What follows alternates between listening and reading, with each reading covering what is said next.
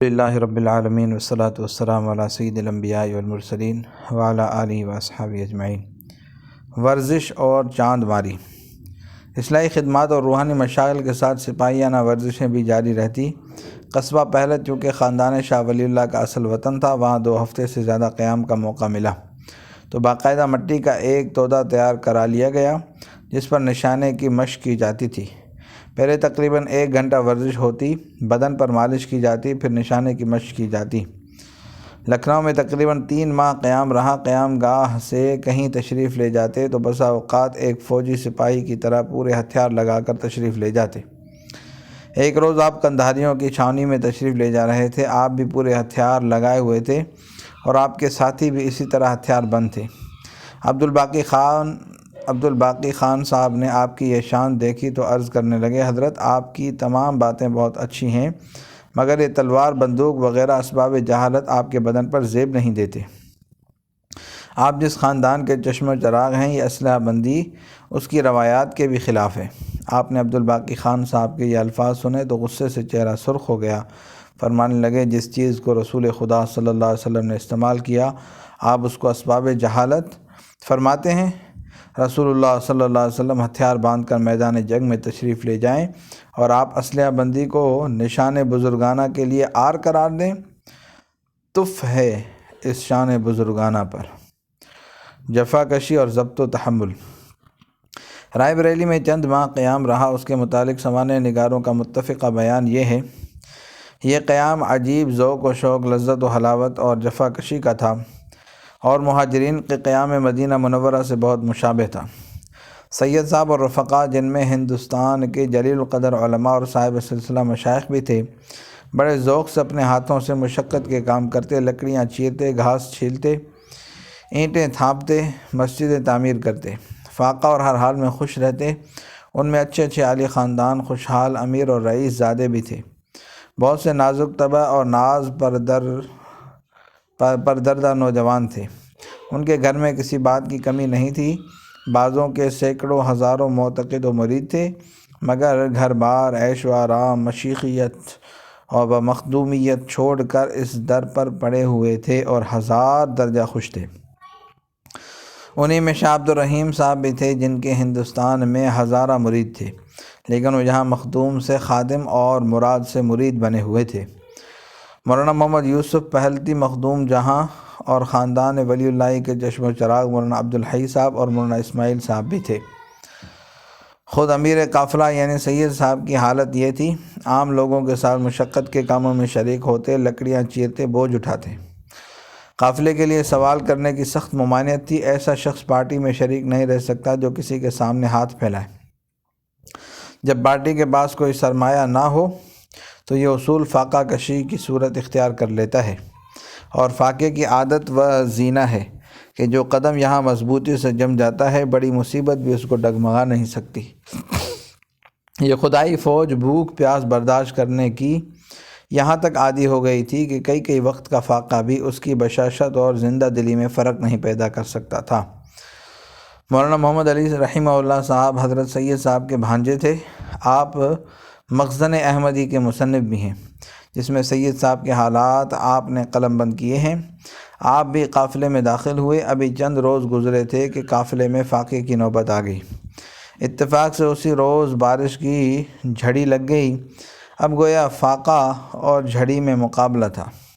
نہ جھڑی ختم ہونے میں آتی تھی، نہ فاقہ ٹوٹنے کی کوئی صورت نکلتی تھی۔ مولانا صاحب گرفتار تھے۔ یہ بھوک سے بہت پریشان مگر عجیب تماشا دیکھ رہے تھے کہ یہ بھوک اور فاقے سے نڈھال، اور سید صاحب اور ان کے ساتھیوں کے ہنسی مذاق اور زندہ دلی کی یہ حالت کہ وہم بھی نہیں ہو سکتا تھا کہ ان کو فاقہ ہے۔ حقیقت یہ ہے کہ جو جماعت فاقے کی عادی ہو اس کے لیے کچھ بھی مشکل نہیں کہ تہائی چوتھائی پیٹ کھا کر وقت گزار دے۔ چنانچہ آپ کے سوانح میں ایسے واقعات بکثرت ملتے ہیں کہ تھوڑا سا کھانا بہت سے آدمیوں کے لیے کافی ہو گیا۔ سوانح نگار اس کو سید صاحب کی کرامت قرار دیتے ہیں مگر حقیقت یہ ہے کہ یہ قافلے کے سب ہی ساتھیوں کی کرامت تھی کہ وہ لذت فاقہ سے آشنا اور بھوکے پیٹ کام کرنے کے عادی ہو چکے تھے۔ اس سے بہتر دوسری توجہ یہ ہے کہ حضرت صلی اللہ علیہ وسلم کے ارشادات گرامی ان بزرگوں کی عادت ثانیہ بن گئے تھے کہ مومن کے لیے چند لقمے کافی ہیں جن سے کمر سیدھی رہ سکے، اگر اس پر قناعت نہ ہو تو صرف 1/3 پیٹ کھائے، باقی حصہ پانی اور سانس کے لیے چھوڑ دے۔ سادگی اور ہر ایک حالت کی برداشت اس تربیت کا اہم جز تھا۔ اس کی ایک دلچسپ مثال کے لیے اسی دور کا ایک واقعہ ملاحظہ فرمائیے۔ جب رائے بریلی سے الہ آباد کا سفر شروع ہو رہا تھا تو راستے میں ایک روز ایسے مقام پر ٹھہرنا ہوا جو بے چراغ ہو چکا تھا۔ بڑی مشکل سے کھچڑی پکانے کا سامان فراہم ہوا، رکابیاں یا سینیاں ساتھ نہ تھیں۔ ایک کنویں کی پختہ مینڈ کو دھو کر صاف کیا، کھچڑی اسی پر ڈال لی اور درویشاں با خدا کا یہ قافلہ خوشی خوشی کھا کر ذکر و فکر میں مشغول ہو گیا۔ الہ آباد میں شیخ غلام علی صاحب کے بیش قیمت ہدایہ میں ایک نہایت قیمتی قالین بھی سید صاحب کی خدمت میں پیش ہوا۔ تمام ہدایہ ضروریات جہاد میں کام آئے۔ اس قالین پر سید صاحب ایک مرتبہ شیخ صاحب کی خاطر سے بیٹھے، پھر ساتھیوں میں سے ایک نے عرض کیا اس کے پاس لحاف نہیں ہے۔ سید صاحب نے یہ قالین اٹھا کر اس کو دے دیا۔ بنارس میں تیموری شہزادے بیعت ہوئے تو انہوں نے بیش قیمت کپڑے نظر کیے۔ آپ نے اپنے خزانچی مولانا محمد یوسف صاحب کو حکم فرمایا کہ ان کو فروخت کر کے گاڑھے اور گزی کے تھان خرید لو اور تمام ساتھیوں میں تقسیم کر دو تاکہ وہ ضرورت کے مطابق کپڑے بنوا لیں۔ جہاد حریت کی ترغیب۔ لکھنؤ میں ایک مرتبہ کچھ لوگ بیعت ہوئے اور آپ سے تبرک کی درخواست کی۔ آپ نے ان کو کچھ روپے برکت کے لیے عطا فرمائے اور نصیحت فرمائی کہ اپنے اپنے گھر کی عورتوں کو ہمیشہ تاکید کرتے رہو کہ کسی طرح کا شرک نہ کریں، اور جو اللہ تعالیٰ تم کو روزی کی فراغت دیوے تو نیت خالص جہاد فی سبیل اللہ کی رکھنا، خواہ جان سے خواہ مال سے، اور اگر نیت خالص نہ ہوگی تو تمہارے حق میں نقصان ہوگا، اس بات کو خوب سمجھ لو۔ انہوں نے عذر کیا کہ اگر ہم اپنی جان سے نیت جہاد کی کریں اور جائیں تو یہاں ہمارے اہل و عیال کی کون خبر لے گا اور کون کھانا کپڑا دے گا، اور جو جہاد مال کی نیت کریں تو ہمارے پاس مال کہاں۔ فرمایا جب اللہ تعالیٰ تمہیں مال و دولت دے دے تب تم پر یہ حکم ہے، اس کے بغیر نہیں۔ سب نے اس کا عہد کیا کہ انشاءاللہ تعالیٰ ایسا ہی کریں گے۔